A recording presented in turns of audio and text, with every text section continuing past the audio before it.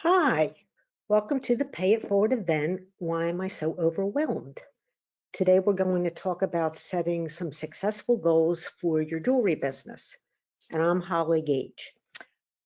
I am so excited that you're here and decided to join me. It's a great time because it's the new year and it's a good time to be setting some realistic goals and not overwhelming ourselves so much. A couple people have asked me, why do we do the Pay It Forward events?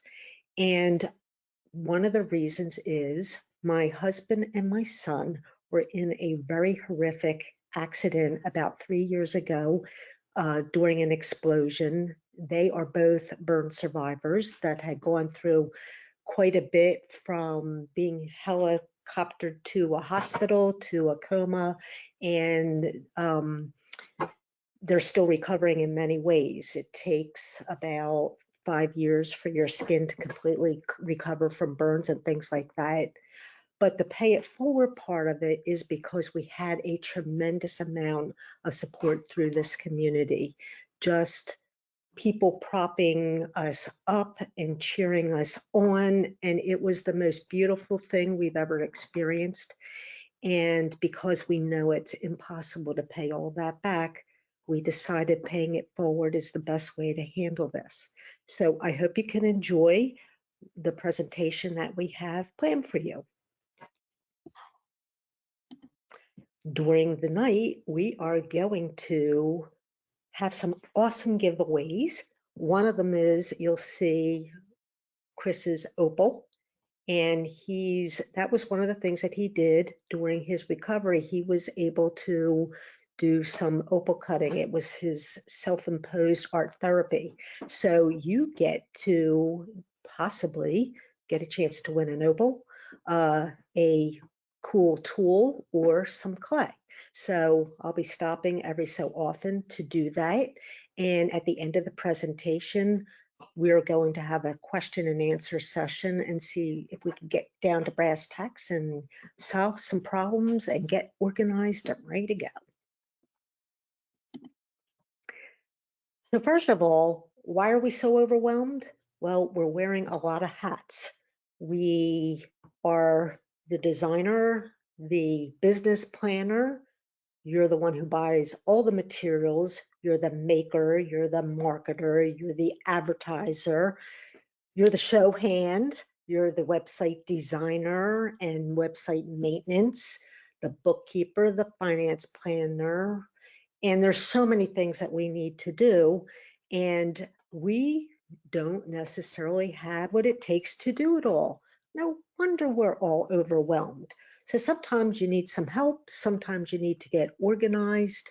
And so today we're going to talk about prioritizing your goals, putting them in a proper order, identifying the benefits of the goals so that we know what should come first, what should come next, understanding the hurdles that we need to go through. Some of them are self-imposed hurdles, some are outside sources. So let's talk about what those are and how we can get past them. Then we'll talk about developing a step-by-step plan. By being organized and taking this in doable little chunks, this is going to make this a lot easier. And how to stay on track and so much more. So I'm really looking forward to our time together. So sit back and let's see what we can get accomplished. We're going to talk about the different processes of of doing this. How do we organize ourselves so our goals and our plans make sense and they're actually doable for us? Sometimes we have such lofty goals and then they keep getting carried on from one day to the next year to the next year, and that is sort of an indication that it's not getting done, number one, and maybe it might be beyond what you're able to do by yourself. So I'm going to go through all of the steps in making goals, in organizing your business. And then what I'm going to do is we're going to stop every once in a while, do some giveaways. And at the end, I'm going to have a question and answer session. So if you would do me a favor, write down your questions, and then in the chat, you can add them at the appropriate time. That way, Chris won't have to keep track of them. And by the way, Chris is with us. He is the background guy that's just keeping track of all of your questions, and he's going to feed them to me. And I couldn't do this without him because I can't multitask. There, I said it. Okay, so let's hit this one topic at a time, and we'll see if we can get this a little bit in a more doable fashion when we have these goals. So the very first thing that we want to do is make a list of our objectives. So do you need to acquire some new skills? Do you need a website? Do you need to get your finances in order? I would just brainstorm this list and put everything on the list, and later we'll start organizing it and figuring out what should be on it, what should go later, what's priority, and how to prioritize that list.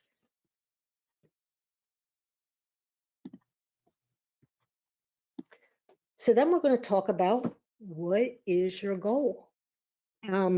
So that page of bubbles, I'm actually going to send you a PDF of that. And for each goal, you're going to fill out the questions. And as we go through this presentation, I'm going to ask you them one at a time. So you're going to pick a goal. Let's say one of your goals is making a website. I want you to list all of the benefits to having a website. How will that help you? How is that important to you?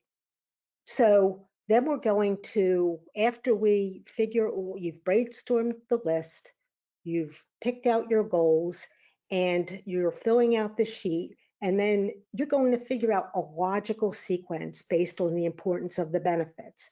So you can't decide what's the most important until you fill out the sheet that asks you these critical questions that you need to ask yourself.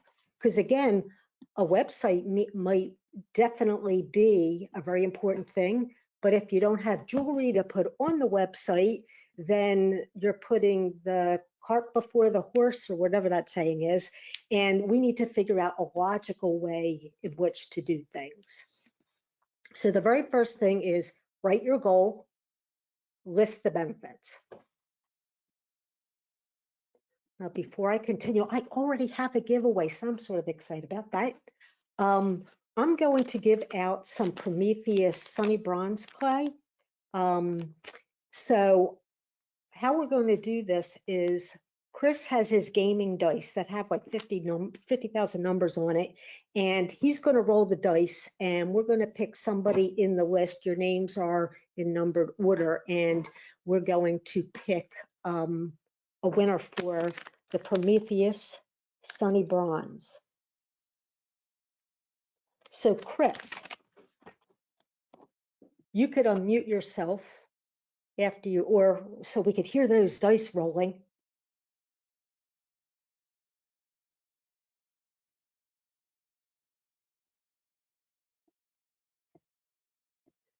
And shout out the number. Okay, so the first winner is Susan Locage. Yay, Susan.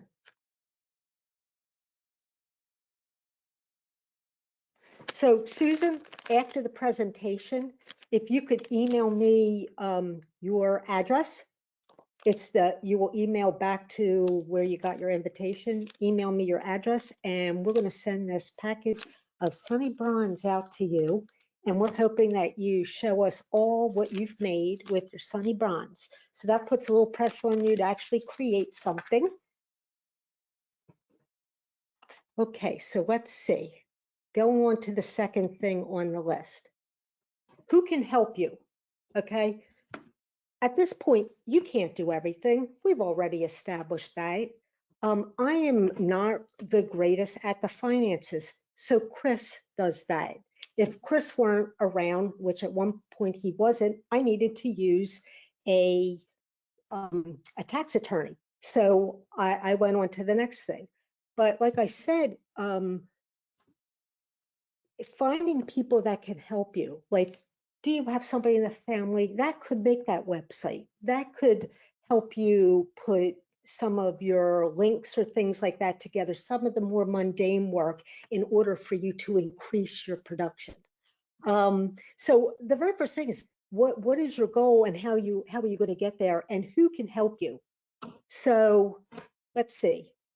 When I talk about bartering, at one point I had a friend that he owned a printing business and he said he liked some of my jewelry. And so I said, well, how about I make a pair of earrings for your wife and then you could print my promo cards. That worked out great. He was super happy. I was super happy. And of course, I'm spending a little bit less on making the jewelry than if I went out and bought the same pair of earrings because I'm doing it myself. So who in your circle can help you with your business? What can they attribute? Can they write copy for your website? Can they design your website? Can somebody update your website? Are you good at sales or are you not good at sales? Do you have anybody that, I mean, kids these days, my gosh, they have so many talents with computers and things like that. They're wonders on Instagram. So do they have time? Maybe you could pay them a little bit. So you've got to figure out, can you barter some of your services? Do you need to pay for some of your services?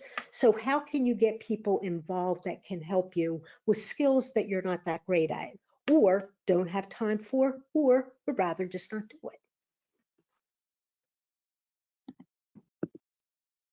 The next thing is to identify what your hurdles are. Usually the big old hurdle is money. Where are you going to get money?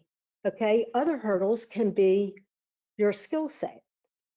So you've got to start identifying if you want to do a line of enameling, you've got to learn the enameling first.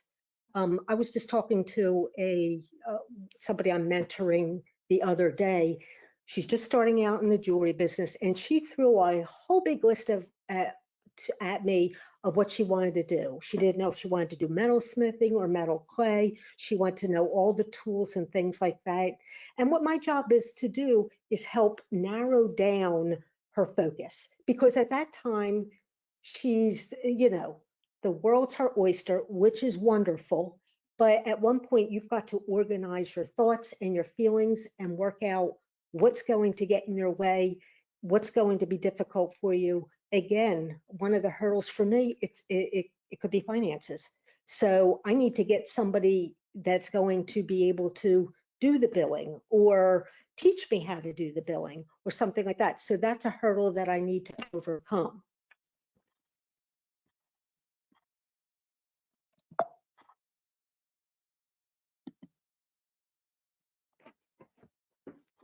So then what I like to do is when I have a goal that I want to implement, I sort of break it down in a couple steps. So for instance, you've got to get it onto the calendar. Okay, if it's not on the calendar, it's not happening, period. Well, that's the way it is for me. So my calendar is really, really important. So let's say, for instance, I'm deciding to, one of my goals, and this is one single goal where you're doing all of this. So that one single goal is you're figuring out the hurdles. That one goal, you're figuring out how much it's going to cost, who can help you. So each goal has got to get this kind of attention.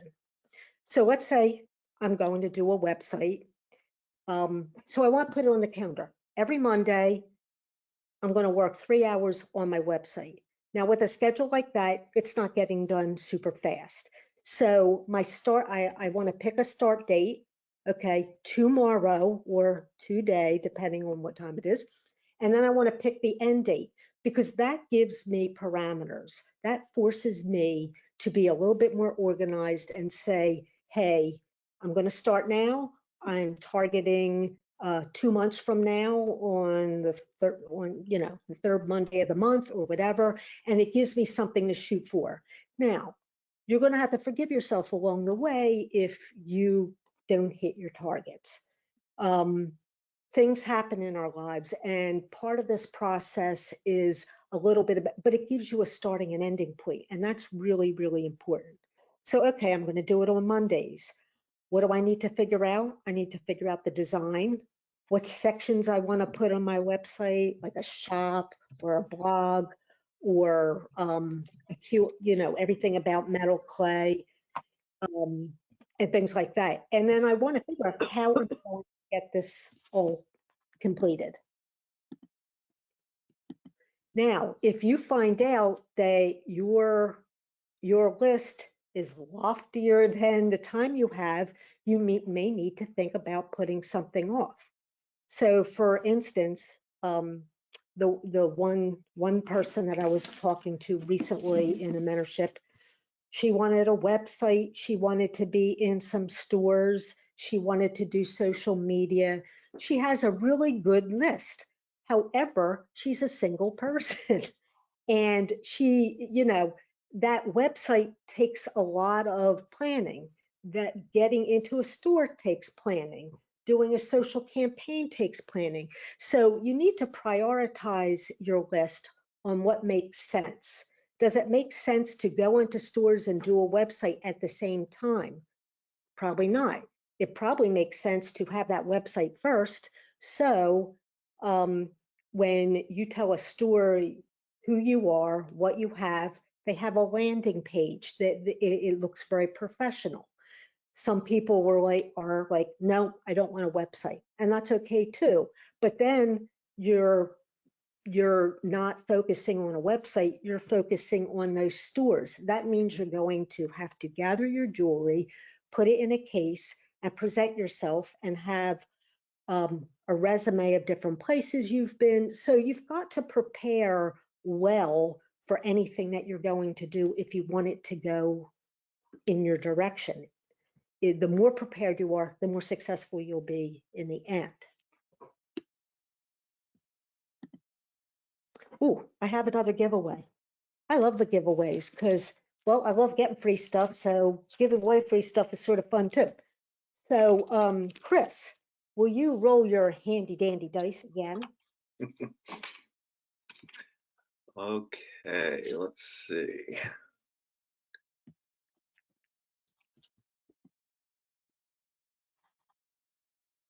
On this one, I have the winner as a Suzy, spelled S-U-Z-Y.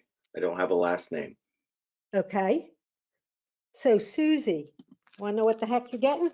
This is a proportional scale, which means you will no longer have to do the math when you're sizing your pieces. There's handy dandy little window, and it helps you figure out by having the size that it is, having the size you want it to be, and the percentage that it needs to go is in here. So if you could send me your email, send me in an email your address, and I can send this out to you.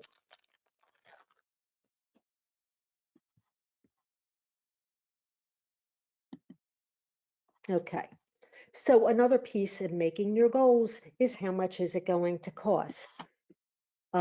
Getting back to that web design idea, do you need a developer? Can you do this yourself? Do you need an assistant to help you expand your inventory? You've hit your limit on what you can do by yourself. How do you grow? Do you need a helper that does, the little things like putting the chains on, putting the jump rings on, things like that? Do you need new equipment to expand? Maybe casting equipment so you can do things faster. How are you going to purchase that? Do you need a loan? Are you in a position to get a loan?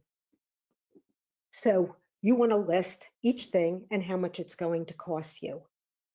Now, this is at the end of all of this, that's when you sort of have to decide, do you need to pare something down? Like, I don't have enough money for that equipment now. So then you sort of have to bargain with yourself.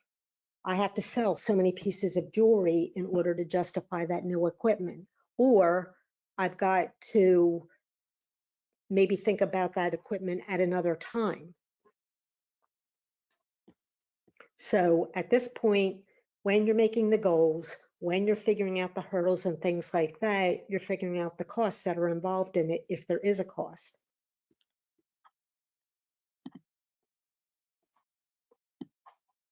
So again, when will you get started? Are you the person on the right who's procrastinating? Your goals are right in front of you, but you haven't taken your first step. Well, this is the time for action. It's the beginning of a new year, and you need to, the very first step is to pick your starting date and pick your finishing date.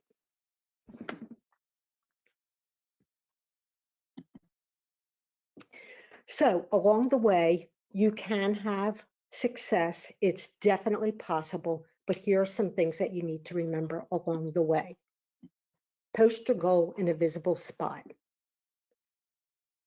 If it's not right in front of you, it's easy to forget. So I want you to make a sign, put it on your wall, and that might be for each goal. In fact, when you get your handout and you fill it out, you're going to have these little bubbles all over the place, okay? And it will remind you of what you want to achieve in your business. So the pace in which you decide to do it is how fast things will get done or not get done. So the other thing is you got to forgive your missteps and appreciate the tiny gains. This is the long run. This isn't like the short race. So there are going to be times that you didn't do something on Monday, something else came up on Monday where you scheduled something in. So you don't want to do that a lot. You don't want to forgive yourself all the time. However, there's going to be times that things just don't go as planned, and you've got to be kind to yourself. It's funny, today I was talking to a student in class, and I think like the bully sometimes lives within us. Like the kind of things that I say to myself in my head, or this person said to herself in her head, I wouldn't let another person get away with that. So be kind to yourself, be gentle. These things, we're not perfect, we're human. That is sort of the definition of being human is, things happen, we're real, and we fall down, we brush ourselves off, and we get back on the horse. So you have to also accept that developing a plan is a process. It doesn't just get done like that. So this is going to take a while. So when you're planning your goals, be realistic. And if along the way that you're like, this is absolutely impossible, adjust it. Because what's going to happen is you're going to beat yourself up because you didn't meet your own expectations, and that will readjusting your plans will give you a chance to breathe. Then solicit people in your immediate circle to support you in the plan. That would be a cheerleader, for gosh sake. Somebody that is on your side, ready to just, oh, look what you got done. So surround yourself with people that can be helpful. We don't need doubting Thomases in our circle. They're not really going to help us out. Or you can't achieve it, or you won't do it, or why you even bothering. You can just kick them to the side because they're not helping you in your goals whatsoever. The thing is, you've got to believe in yourself, and you've got to believe the goal is possible. Because if you don't do that basic part of believing that it's true, there's absolutely no way that you're going to be able to achieve your goal at all. So before I go on, I am going to open up for some questions and answers. And I'll tell you what's throwing me off in this whole presentation is my picture is not showing anywhere. So I'm hoping everybody hears me and sees me, but it's not showing up, and that's never happened before. So anyway, so let's go to let's unmute Chris. And if you've got some questions, why don't you put them in the chat? I'd appreciate if you narrowed your questions onto achieving goals and things like that. I know that it overlaps so many areas, like I can't seem to do social media, or I can't, but I would like to help you get yourself organized. So if you could narrow your questions down to that, that's what we'll focus on today, and we'll see if we can help some people out with that.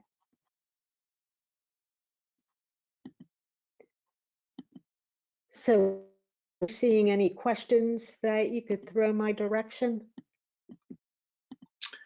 Well, here's a question from Diane. How do we get out of our own way? Oh, well, that's a good question. How do you get out of your own way? Well, that's an interesting question. Well, I think getting out of your own way is adhering to a process, starting a process and sticking to it. And I think that will help you get out of your own way. And the thing is, you have got to make it realistic for yourself. Like, don't start putting all kinds of things that you just aren't going to do or can't do, because that's only going to be rather frustrating. So start out easy, accomplish something, pat yourself on the back, and then go on to the next thing. So I would do this one goal at a time. I don't know what you're thinking about attempting. Maybe you can put that in the notes. But if you get it on the calendar, start it bit by bit, and then every time you do well with it, just yay. You know, we've got to be our own cheerleaders too.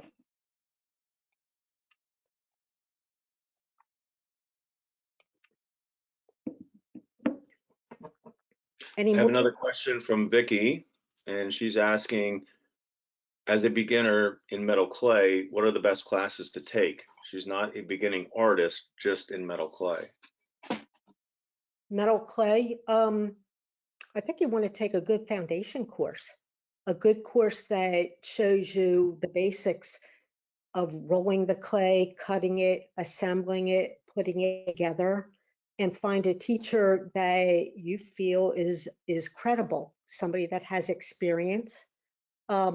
If you decide to go the route of books or videos, pick something that is newer, like in the last 5 years, because metal clay has changed quite a bit. Now, it would be very self-serving for me to send you to my website because I love newbies, but I teach a lot of new classes as well.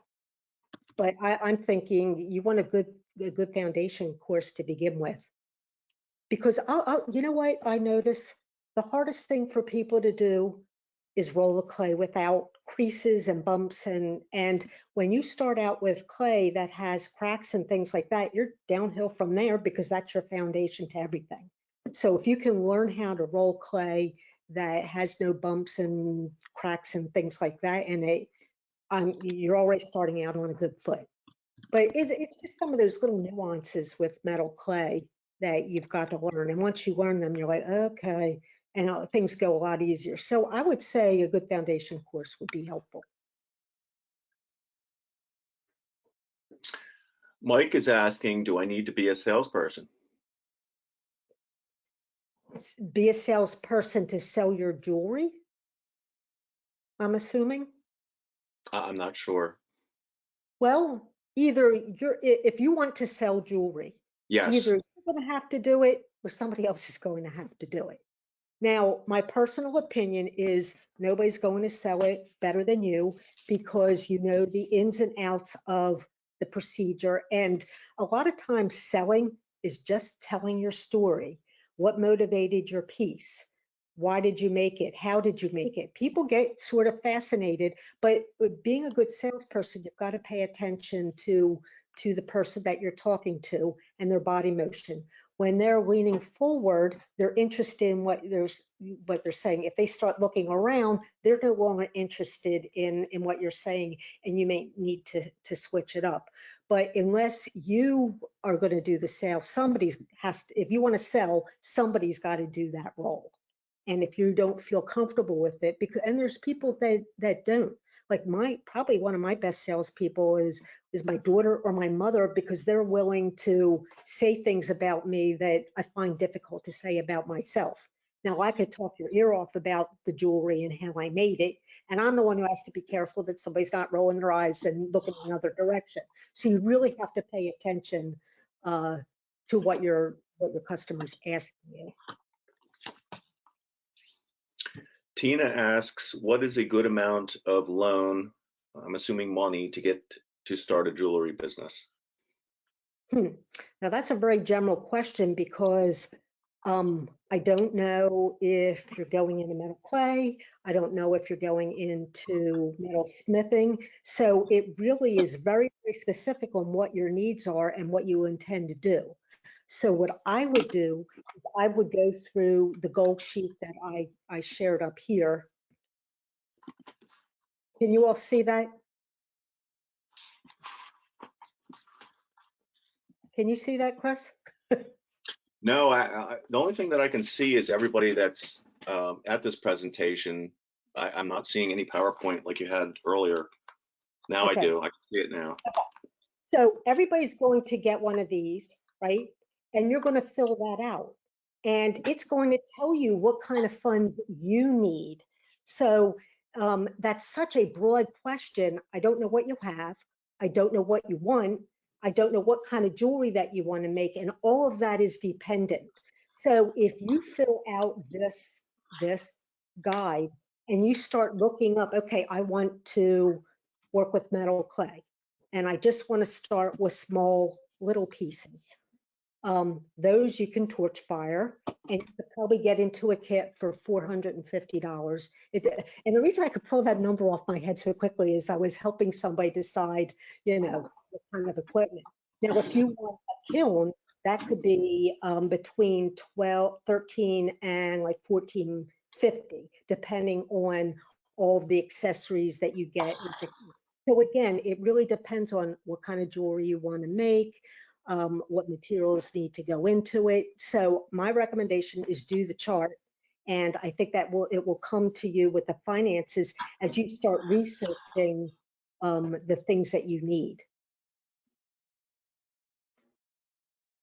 Cheryl has a question. She has a website and she wants to show in a town museum.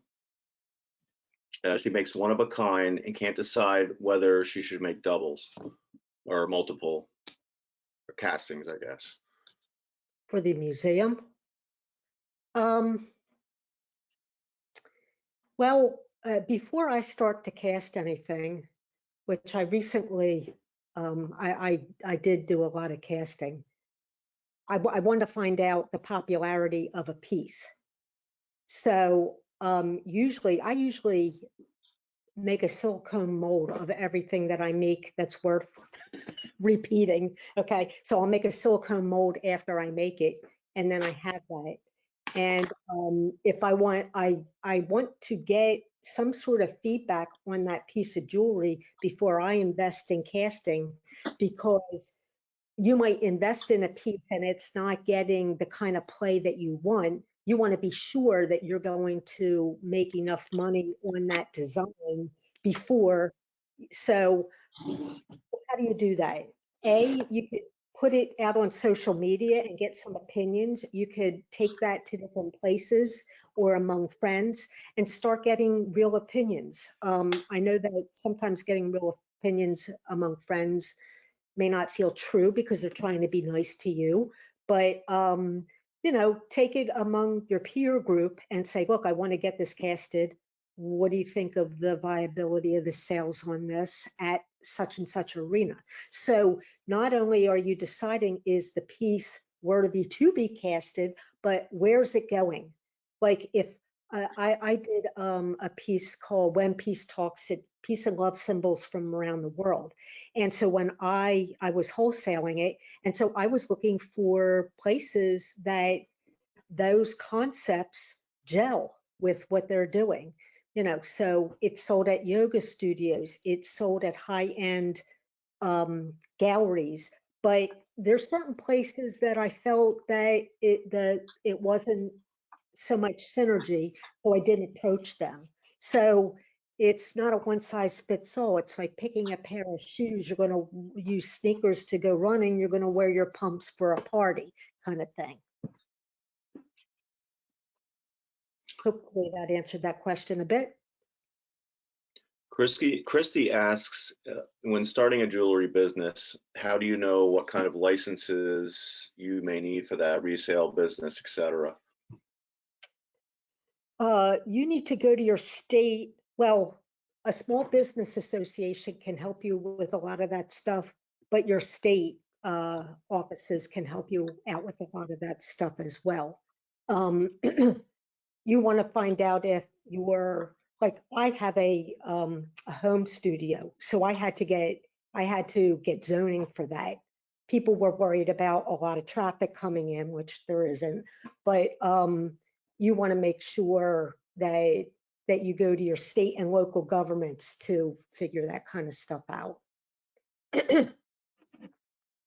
I would also add to that too that if you're selling, if you're doing a show, for instance, outside of the state that you live in, you have to make sure that you collect sales tax in that state and report it to your state. Yeah, sometimes when Chris and I went to shows, in other states and things like that, you need permits and things like that to sell there and whatnot. And I appreciate that addition. Like I said, he's the money guy, so he will be able to answer that question. He's the one who did all that. Mike is asking a question, what can I do to increase my wholesale business? What can you do? I'd have to know, what are you doing? And what exactly do you sell? That would be helpful. So I can give a better answer to that.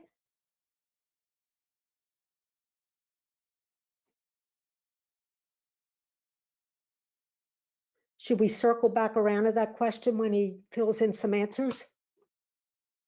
Yeah, I'll try to, I'll get back to you on that when Mike types in some information. Vicky is asking, what about insurance, especially if you have a kiln?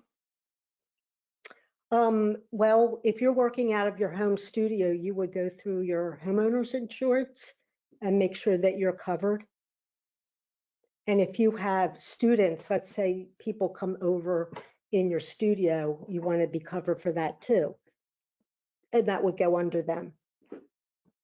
Well, that would also go under an individual business insurance too, probably, and probably aside from just the homeowner's insurance. Yeah, because if somebody gets hurt on your property or something like that, then you're protected. Susie is asking, do you have suggestions for how many goals to work on at a time? I won't do more than 5, and I will want them to have some synergy to them. For instance, one goal should feed the other goal. So what do I mean by that? I've had some people that have taken some classes with me and did the mentoring with me, and they had so many hands in so many pockets. One of the things that I did with them is I narrowed down like what is really working for you. So she had a jewelry business, and then she was stringing beads and fixing jewelry for another company. Now, that is a great skill to learn if you want to do the apprentice stuff and things like that. But if you're trying to build your own business and it's just money versus skill building, I'm not sure how that is helping in the respect that you're behind the scenes, your name will never be uttered or your work will never be accredited to you. And usually when you work a job like that, you're not making as much money. So you want to put your energies into building your business, not somebody else's business. So when I talk about synergy, how do they feed into each other?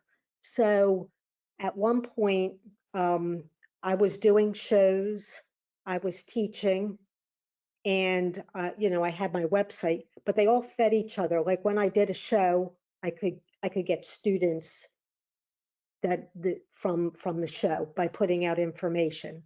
When I teach it, it's feeding my teaching. The website has my classes on it, so that again is feeding my teaching. So I think that you have to look at your big picture and go, okay, what things are going to feed that big picture? I'm making casted jewelry. What mini goals need to feed that effort? If you're casting jewelry, you're doing volume, okay? So then you probably want to consider wholesale or regular events that having a multiples that they can go fast and they can be more of like a bread and butter. Not that I can say it, but that's what I mean. Um, so I might do something such as make my masterpieces that are one of a kind, and they're going to be more expensive. And then I had a casted line, and that was sort of the bread and butter. Like I could take all the time I wanted on the master, and then once it was casted, that's a lot less labor intensive because they're being duplicated. And it's not a cheat because I was the artist, I was the designer. I just figured out a way to make more of them in a less expensive way. And so that's just working smart and not working hard. Okay, So yeah, circling back to Mike, which was the question about the wholesale. He's saying he does bracelets, silver with inlay stones, and pendants with the same. and you want to build up your wholesale. Well, there are there are outlets that buy in more bulk, and those could be more like catalogs. So if you could get a hold of a retail list of the different catalogs, I used to have one, it's probably so out of date at this point, but like Sundance, or you want to look at somebody that has like the style has synergy, and you want to approach them as an outlet for selling your goods. So you need to look for those outlets, whether it's a gallery. And again, sometimes galleries are one-off pieces. So you've got to find the type of gallery that, will put the one out and then put another one out and another one out. So when I was doing the wholesaling, I found outlets that wanted the line of jewelry, not just a single piece. So maybe you need to find your outlets, your retail outlets, and what I had is spec sheets. So I had pictures of all the jewelry that was available, and then I had almost like a catalog, like I want this, what their wholesale price is and what the retail price is. And you sort of hand feed this to them so it's a no-brainer. They got the picture, so if they want to advertise, you gave them that. You gave them the price, they don't have to think about that. You gave them a description, and you just give them everything, so it makes it easier for them to say, yeah, I'd like that. Can you touch briefly on consignment? Yeah, maybe just your feelings on that. I'm not a fan. But I'm not a fan because consignment, they are not invested in the same way as if they bought something outright. If they bought it outright, they want to get rid of it. They want to sell it. If it's on consignment, well, maybe they'll sell it, maybe they won't sell it. So, and sometimes what happens, especially these days, well, I shouldn't say these days, this was always the issue, but if you put your things on consignment, what I used to do, because I've done it, is I do a little contract, who they are, who I am. I list everything that I give them, and I take a picture of everything. And in my contract is, if it gets damaged or stolen, they will pay me. Their insurance will cover them, and they will pay me. So nobody's really paying me out of their pocket because they should have the proper insurance. And if they don't have the proper insurance, you run the other way. And everything from when do they pay you? Do they pay you once a month? Do they pay you right when it sells? So you want to be clear. And my contract, sometimes they have a contract, but I have my own because I want it to be protected. Like what can happen if you don't have a contract for yourself is if they go into bankruptcy, sometimes the bank takes the goods in the store and they have no right to the goods in the store if the good still belongs to you and you have not been paid. So you need to have that in the contract that that cannot be used for collateral. But you know, um, anybody that's serious about their business should be willing to pay for it and invest in their business. Um, a lot of times that means a wholesale price, so you have to price it accordingly. But um, I put a flag up with consignment, because the other thing is sometimes it's very hard to get paid. Like you're not the first thing on their mind. They're, sometimes it can be a little bit more difficult to get paid. So, so I take my thoughts with a grain of salt. I'm sure there's some people that have done consignment have been awfully successful. But my advice is, if you're going to do consignment, talk to the other people that have put their jewelry there and see, you look in their case, you get their number, call them up and say, hey, I'm going to have my things in the same shop. Are they good about paying? Have you ever lost anything? How did they handle that? Those kind of questions. Um, in fact, whenever I'm doing a show or going in a gallery, you want to investigate who's the shopper, who's the buyer, and everything, so that you know what you're getting into. And that way it won't be disappointing, because you walk into it and you say, it's no sweat off my back if I just bring my goods over there and they hold on to them.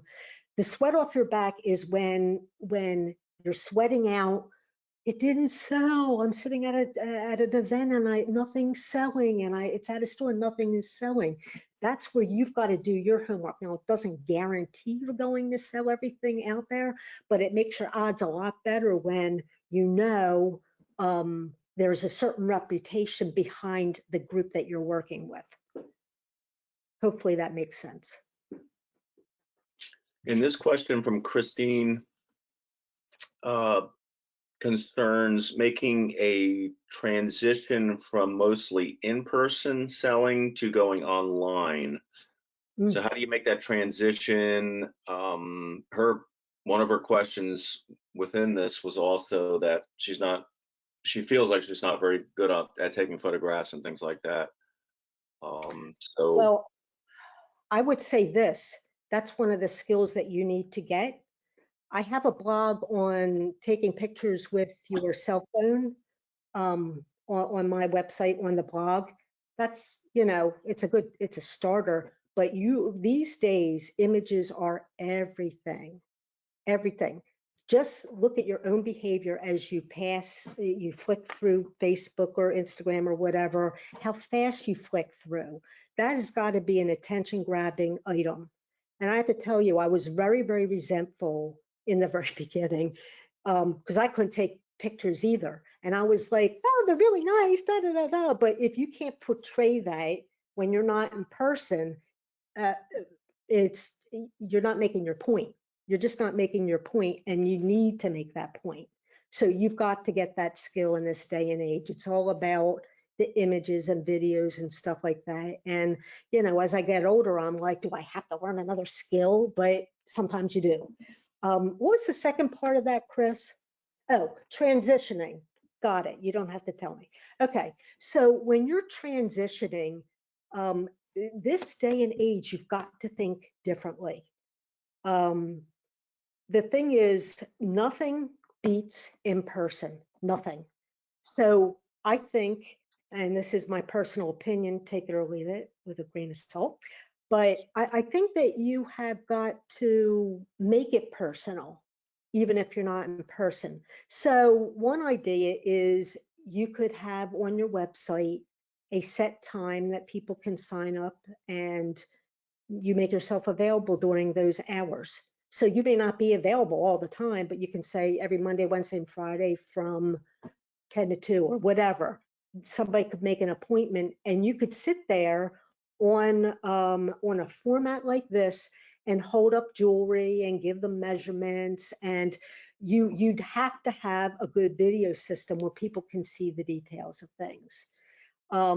Somehow you've got to have make that a personal experience. One of the things I was advised is at one point was to do automations, which are sort of like these blanket templates, and then you answer people with these blanket templates and things like that. And yeah, you may answer a whole bunch of questions, but the thing is, people can tell when you're just the number. They want to be treated like they're a person. They want to be special. So the more you can get to know them, the more you can have a good interactive conversation. But if you don't take the time, your percentages go down. Because when you're in person, you're taking that time. You get to see what they're wearing, and you know, 9 times out of 10, they're wearing certain colors and jewelry. You can direct them to that a certain color combination in your booth, because that's what they're into right now. So if you're really paying attention to your customer, like let's say you know, you're talking virtual again, and somebody has put an interest, make sure you get to them right away. And but look at their social media. You can see what they're wearing, what they like. You know, you get a sense of who the person is. And you're always one up on a situation when you know who you're talking to, and when you deal with them like on a very personal level. So my opinion is make it as personal as you possibly can, even if you're over, you know, even if you're divided by a computer, or if you can get them on the phone, something where you're actually connecting. Kathy has a question asking if you can recommend a casting company. I can. Um, oh, Silver Cloud, I really like them. They're owned by Molly Bell's husband, Charles. I forget his last name, very nice person. And he's in Albuquerque. And the other one, there's another one that I like working with, International Casting in Philadelphia.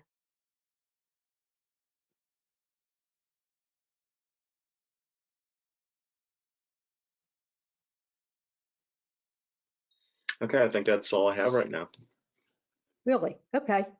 So, what I want to do is I want to continue this conversation. Like I want, you know, I don't want to be talking at you. I want some feedback from you guys. So, tomorrow, starting on the Metal Clay and Mixed Media Forum, if you're not on there, there was a link in your invite.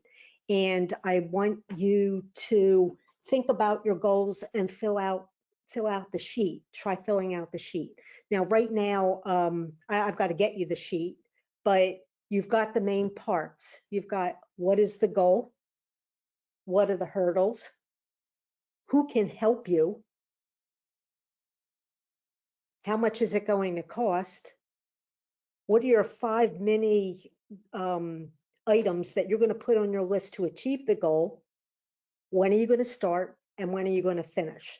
Those are some basic things. And when you ask yourself, like, if that hurdle list is way too long, maybe that goal needs to be prioritized at the bottom instead of at the top. You've got to think in a logical format. For instance, if you want a website, you need pieces on the website. In order, you also need photography. So there's a lot of things that, you know, one thing has to come in front of the other. So for instance, like the list might be, I want to do social media. I want to make 10 pieces a week. I want to list them on a website. I want to make a website, and I want to sell locally. Well, some of those work together. However, they need to be taken in a logical order. For you to do a website, you first have to have the pieces. You have to be able to photograph the pieces. You have to be able to make a website before you can even do the listing. And then you do the social media. Because if you don't have a place to send them, or a way to seal a deal on a sale, then you need to put it in a logical order. So I want to know who's up for the challenge of putting some goals together and filling out the sheet and trying this out. I want to hear yes, me in the chat. I see one. Yay for Vicky. Ooh, Bonnie, Christine, Julia, Kathy, Cheryl.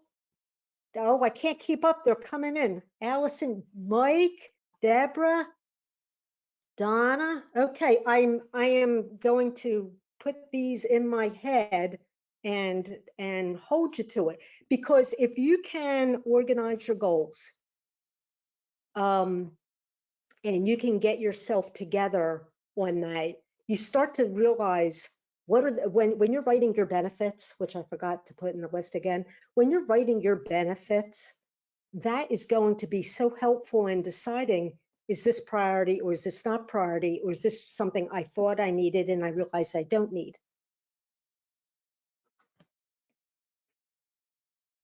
So we've got one more giveaway. This to me is like the biggie. Do you know what it takes for me to get an opal from my husband? Every once in a while, he'll like sneak one over and put it on my desk. He knows how much I love them. But he's so busy making them for you guys, I don't necessarily get, a lot of them. So here's one, and I'm going to have you unmute yourself, Chris. And could you tell us what the heck a cultured opal is? Because some people have no idea what the difference between that and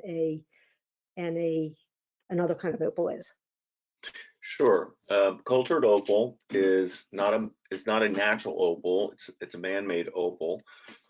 But the process of how it's man-made and how it is made in nature is very similar, as far as its properties.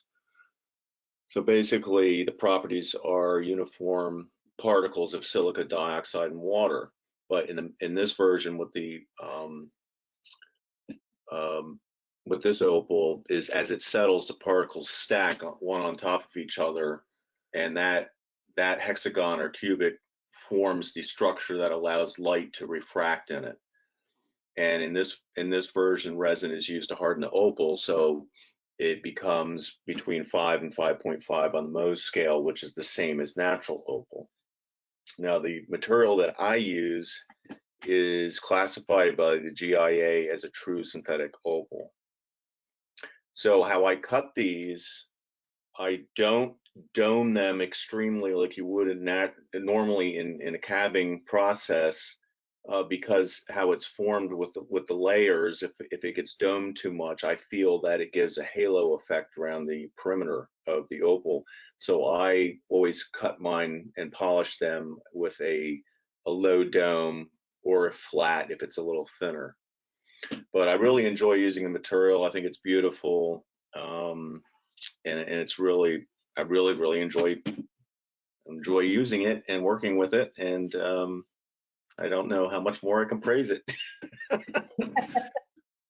Well, good. That was a good description, because I know that people have asked me what's the difference, and there are some opals that are considered faux, and that's not a synthetic opal. It's not the same materials, and there is a difference. So you want a true synthetic. But these have sometimes they have like these really great vein work and sparkle and things like that. You've got the dice, babe. Do you want to roll? Who's Sure. gonna get baby? I came up with the winner for this opal. Trying to get the name to come up here, which I'm having difficulty for some reason. Bear with me. He's doing that dramatic pause, but before he gives the name, so everybody can be like, oh. No, I'm actually I'm hovering over the participants here, and I just cannot get the name to come up for some reason. I'm teasing you. No, okay. Well, once you continue, and then I'll interrupt you as soon as I can get this to come up. Okay, well, I don't have too much more to say, but I did see more questions come in. But then if you help me with that, then you won't be able to help me. Okay, so let me see what else came in as far as questions. Now, because I'm doing it, I'm going to be a lot slower than Chris, and that's why I ask for his help every time. Okay. I think the first one is by Tracy. Should you have separate inventory for in-person and online? Well, you do need to keep track. Like if you have something online and then sell it in person, you got to pull it off your website. So I don't know if you need separate inventories, but you need to have a good inventory list and pay attention I guess you would need to have your computer with you at the show if you decide not to, so you can see that it's there and not sold, and then you could pull it off right away. So yeah, you if you have two separate inventories, guess what? You're going to work harder. So if you're okay with that, that's an option too. Holly, I can continue to read the questions, and I did come up with the winner here. Okay, who's the winner? So the winner of the Opal is Lugine. Oh, that's awesome. Yay, you. Okay, so please send me your address, and that way we can send it to you. So just letting you all know, Chris auctions about 10 opals a week on his Facebook page, and it's from 10 to 10 every Friday. You having one this Friday, Chris? Yes, I am. Okay, so you guys can visit him there. Okay, I think a couple, Blue Jean, that's so awesome. Okay, so I do think a couple more questions came in. Yes. Donna is asking, do you feel you need to buy a domain when building a website? And I think she answered her own question here. She says, I'm thinking yes. Awesome. um, Yeah, I would buy a domain and, because and it's a, well, just let me add, so you can answer this too. And do you suggest one website creator over another? well, a lot of people like Shopify. I use a Wix website. I like a platform that I can update myself. So if somebody is going to create it for me, I want to know how I can update it so that I can make quick changes. So I want them to teach me that part of it if that's part of the package. Um, then there's times that you don't want any parts of that, but that means you're beckoning to somebody else's schedule and whatnot. So you've got to, just be a little careful with that. Christine is asking for some support here. Basically, she says what she thinks would really help her is having an accountability partner, someone who's equally motivated in getting things done. And she was wondering if anybody in this group would be interested in maybe forming some kind of a group like that. Well, that's an awesome question, and I recommend that highly. What we can do is when we go on the metal clay and mixed media, I'd like you to put up that question, and maybe you can get a partner, or maybe someone here will already say, hey, I'd like to. Um, that's one of the functions that I do as a mentor, but um, so that's an option as well. But I really like the idea of buddying up and, you keeping each other on track and getting together on a regular schedule. The whole thing with goals and getting them accomplished is scheduling it out, like parsing it out in a doable schedule. Sometimes I'll look at Chris's schedule and he's got this mile long thing, and I'll look at him and I'll go, oh my God. And then he gets so disappointed when he doesn't get something done. Well, my golly, people, you're one human being. How the heck are you going to get 20 things done in a day? It just isn't going to happen. So first of all, you've got to be kind to yourself and make it a doable goal, and then parse it out onto your schedule in such a way that it's doable. And when your sign that your goals are too lofty is when it gets pushed off and pushed off, like you keep carrying it to another day and another day and another year. That's when you're either you just don't want to do that, you don't have the skills to do that, it's difficult, so you're procrastinating, or you just have too much, and that never makes it in the priority. So if you sit down and prioritize your list and say, okay, I'm going to work on my website now, I'm going to forget about these other things until I finish the goal. So then that gets you out of your own way. You're saying, I'm just going to do one thing. And then when I'm done this one thing, I'm going to grab my next goal that has all these little facets to it. And then I can do that one. But I think a lot of it is minimizing and eliminating and prioritizing. Because if you don't do that, you're always going to be a failure in your own mind. Okay, so I think with that, you answered Vana's question, which was how do you discipline yourself to reach your goals? Another question. Let's see here. Tina asks, how do you feel about giveaways on social media? Social media. Mhm. Depends on how you do it. Um, are you giving it away for the kindness of your heart? Are you giving it away to obtain an email list or to get followers? Or so it really depends on your goal and how you go about it. Now I know the medias are getting they're getting very tricky with what you say. Like it can even once upon a time it could not read a graphic, so you could put something in a graphic that normally they wouldn't let go by and it could go by, but now they have software that reads the graphic. So, so it really, I think that you need to organize your goals first. Like, are you giving it away just to give it away? That's a super nice thing, you know?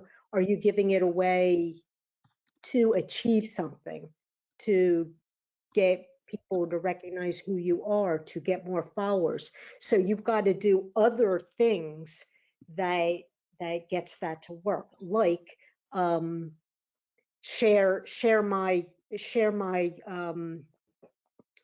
post, and you get another raffle, another name in the raffle. So then more people will see it, or um, if you can get them to go to your website, they say, and I would agree, whoever they are, the elusive they, but the gurus of social media basically say that it's best to capture the email of your audience versus rely on social media. Because when you have their email, you have control over who sees it and who doesn't. But when you have it on social media, sometimes they get to decide who sees it and doesn't see it. So I think that my general bit of advice is to be generous with your information and your time and things like that, because um, that's shareable. That's something, rather than selling all the time. I think that turns people off. But if you've got a story to tell or something to show, or you're giving value, and I think giving value, you think I've heard that term a lot. Give your customers value. And then somebody will say, well, heck, I sell jewelry. Well, I sell jewelry too, but I think I'm giving value by offering these things. That's my intention anyway, is to give value, because well, I really do value the friendships that I have created through this medium. I mean, the jewelry community is really, really nice and generous people, and they're good people. And so when you're truly sharing and generous, I think that's more of a way to go than to be selly kind of thing.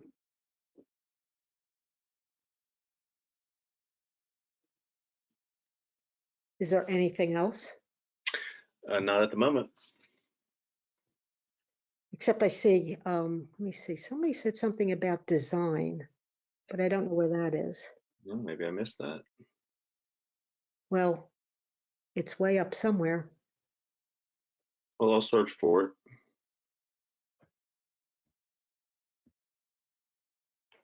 Okay.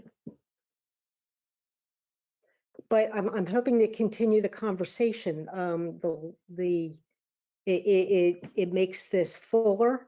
It makes this a lot more fun, and um, and it makes it a lot more enjoyable to be doing this with other people. That accountability is really great if you can get together, on the forum, or with another person, or just FaceTime or something like that, and just discuss 20 minutes of, or even text what you're doing. That's going to help you. And if you can make your lists shorter, like you have your big goals, then you're going to break it down into the 5 that I was saying. Only 5 things. You can't do it all. We just can't. And that's why everybody is so overwhelmed. We're not just one thing, we're a lot of things. Okay, Vicky chimed back in, time to plan for design. I'm not quite sure what she's asking, but I guess that's probably fitting into your overall, work schedule and things like that. Yeah, I mean, the fact of the matter is when you do jewelry, you're, there's like this portion of jewelry and then there's a big portion of the business stuff, and sometimes that gets somewhat annoying. And can I list the headings again slowly? I can. Well, let me answer that. I do offer design classes. I love design, and I'm telling you, I think um, sometimes in classes design is overlooked, and then there's a lot of frustration that people have got the techniques, but putting it all together to make a cohesive or have a focal point and things like that. And so I regularly have some design classes, and I know I have several on my website now. But sometimes I think that's overlooked in classes, and I think it is a source of frustration. Not everybody in our field came from an art background. Some people came from a hobby background. So the design is definitely a skill worth learning. Okay, so let me pull this up. Okay, so you're going to get this. Now I can't move my, never mind, I can't make it so big because I couldn't move my window thingy. Let me try that again. Okay, so in the middle, you've got the goal. We're going to go around the clock from the right, 1 o'clock. List all your hurdles. How will you overcome those hurdles? Do you need financing? List your needs and how much. When are you going to start? When are you going to finish? List 5 main steps to implementing the goal. You go more than 5 steps and then you're back to the overwhelm, okay? Then name 3 to 5 people that can help you. What do you hate doing and want to pass off on somebody else, and what can you offer them? Can you offer them, well, if it's a kid, can you bribe them? If it's a friend, is there something you can barter? Is there somebody that you can pay? Somebody that you can trust. But when you're listing your goals, you want to write all of the benefits, which I should have said that first. That's right in the middle. What are your benefits? Because when you can list that and they look a little flimsy, you can decide, okay, this goal doesn't need to be first. So you might do 5 sheets. Say, I've got all these goals. I've got 5 sheets. Then I'm going to work on 1 sheet at a time. And those 5 sheets should feed each other. Your website should feed your teaching. Your jewelry should feed your website. Your website should feed your jewelry. You know what I mean? That working at McDonald's, it might make you a little bit of money, but it's taking you away from what you really want to do, and you can make so much more money doing this. So is that something that you want to eventually get rid of if that's what you're doing now? So you want these things to gel. You want them to mesh. You want one thing to feed the other thing. If you're doing wholesale, you want that group of activities to make sense. So you want to look at magazines. You might want to look at other wholesale outlets. You might want to look at stores that will wholesale. So you want to be a synergy. The activities, putting together a spec sheet for when you go to these places. What is your plan on contacting them, following up with them? Oh my God, following up is really big. If you have a customer or somebody that you're dealing with and you approach them, sometimes they get busy. You know how it is. You need to be the follow-up person, okay? I didn't say be a pest. I said just follow up. They often appreciate that. You could even ask them, if this isn't for you, let me know, but I just wanted to follow up and and make sure, that kind of thing. Do I think that a small jewelry business can make enough money to be able to not depend on a regular job? It depends on the kind of time you put into it. If you're working, like I had somebody that said to me, I want to be successful with my jewelry business, but I'm putting in 5 hours a week. That's a part-time job. That's not a full-time job. And so with that kind of energy going into it, no, you will not ever, you're going to take a long time before you're quitting a regular job to do that as your full-time job. You have to, as a part of your goal is, I want to quit that job in order to do this. What kind of money do I need to make? And so the things that you make, where you're selling, it all feeds that picture of, can I make enough money?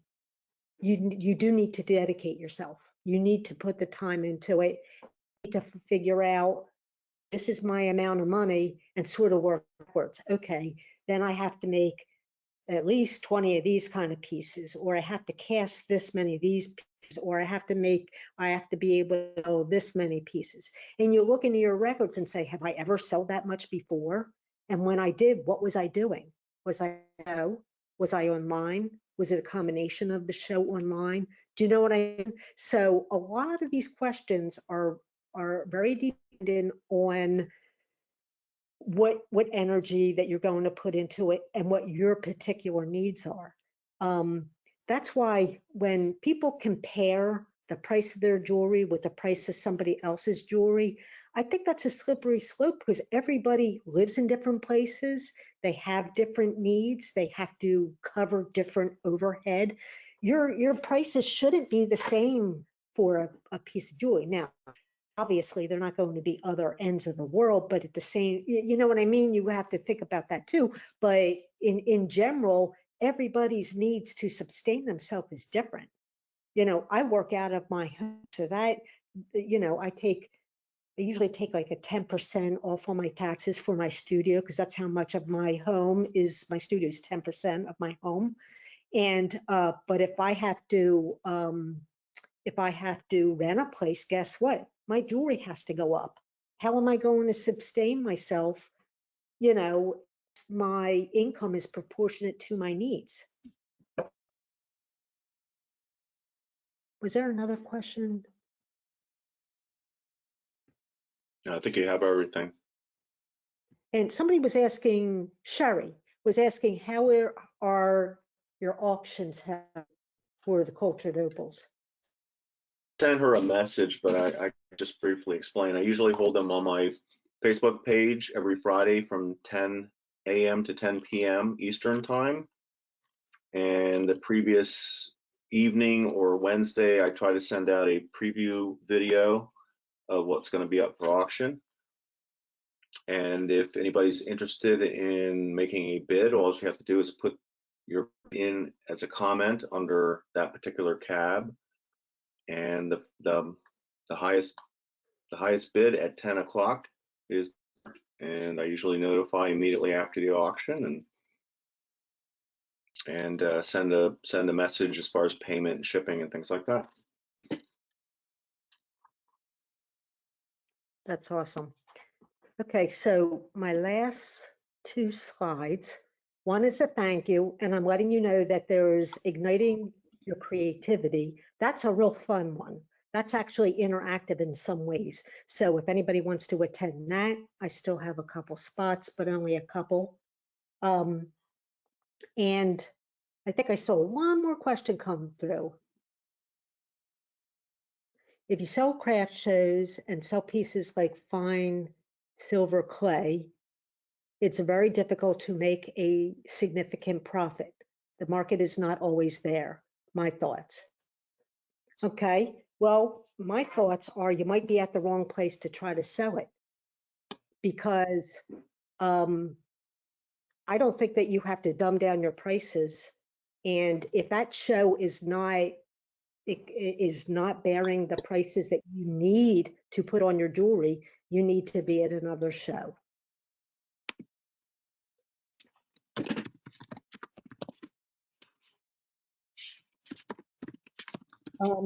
Is the class really June 21st?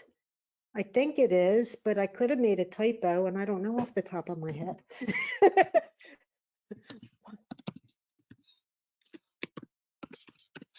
Oh no, it can't be June. Oh, what did I do? Never mind, I'll have to look that up. Um, yeah, I have to look on my website. Just doesn't make sense now, does it? Oh boy. Okay, I'll email you all. It might be January 21st, Holly. Oh right. Yeah, it's only in a couple weeks. Yeah, it probably is January 21st. Don't ask me. It probably is January 21st. Well, we'll look on my website. How about if we all look on my website and we'll figure that out? So here's one last thing I want to tell you. And Chris was recently on a podcast about his journey. So if you're at all interested in finding out why the path forward and a little bit about how Chris got into lapidary, it actually started out as being his own imposed art therapy. So it's a really interesting podcast, and it's with Courtney Gray, and it gives you all the ins and outs, but it's very uplifting. It's not all sad and everything. There's a lot of really wonderful things that have happened since then. Of course, he had to, walk through fire to get there, but he's changed. He's doing some amazing things. We found out about something called post-traumatic growth, which is something that he went through, and he talks about that in the podcast. And I think that you'll find it interesting. So it's on the Rio Grande site, and I'll give you a link to that when I send your mail out. But anyway, I wanted to do that shout out for Chris because it just came out like a week ago or something like that. And yeah, I wanted to just tell you, you ladies and gents, about that. So I have a couple more questions, Holly, if you got a few more minutes. I got minutes. Okay, Barbara is wondering how you sign up for your Igniting Your Creativity, the class. You go to my website on the classroom page, and you'll see a light box that tells you. You click on the light box, it'll zoom you right down to the bottom of the page, or you could just go to the bottom of the page and you'll see two of them have gone by already, and then I have three more. So I have this. I have the Igniting Your Creativity, which is a lot of fun. I've done that in person, and that's a lot of fun, but I figured out a way to do it online, which should be fun too. And then I have a sale of tutorials, which I never sell my tutorials. So this is like a once every blue moon kind of thing that I do it. And I don't know if I'll be able to get anything else together, because if anybody knew, I had a problem with my arm, so I haven't made a thing in 5 months. So I don't know if I'll have any jewelry for sale, but I will definitely have the tutorials for sale. And Randy So, is asking how do you join the gratitude sale? She's well, having issue with registration. yeah, there is no registration with that one. I'll be sending out emails and information. I haven't figured out if I'm doing it on my website or Facebook. Last time I did it on Facebook, so it's very possible I'll do it on Facebook, but I will be sending out notifications and things like that, hopefully, so I'm not by myself at my own sale.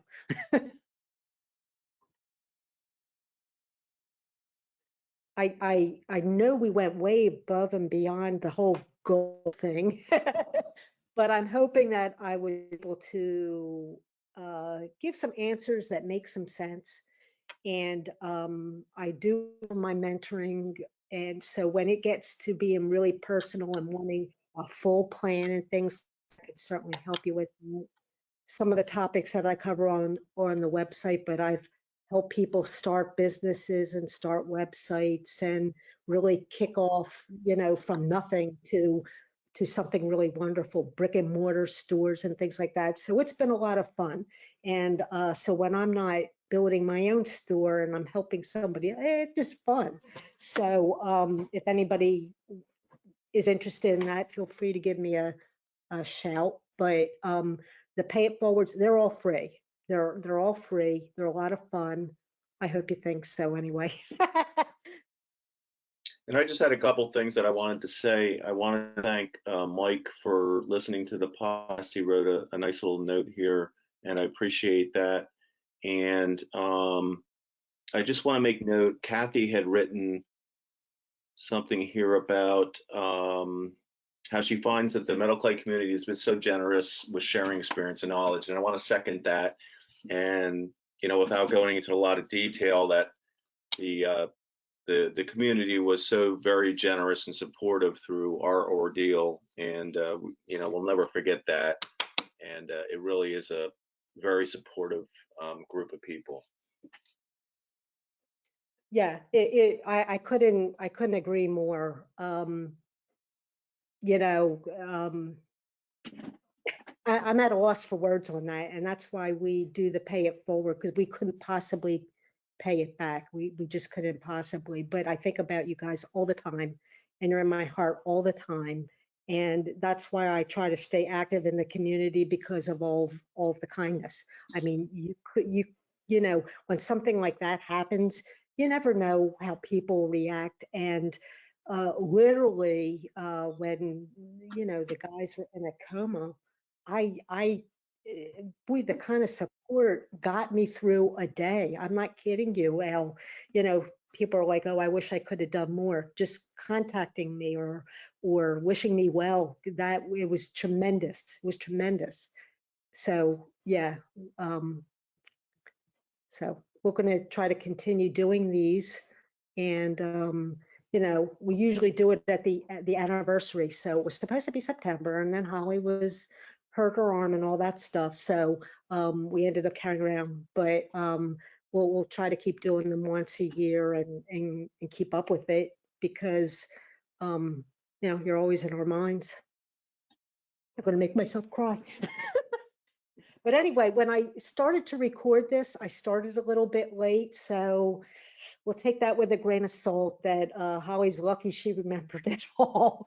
And when the recording's done, I'll send that to you. I'll also send you the PDF with the goal sheet, so it'll probably be tomorrow or the next day or whatever. And well, that's it. Mwah. We love you.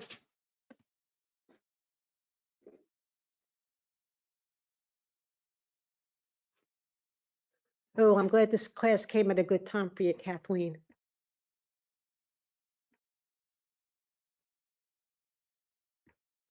Thank you, everybody.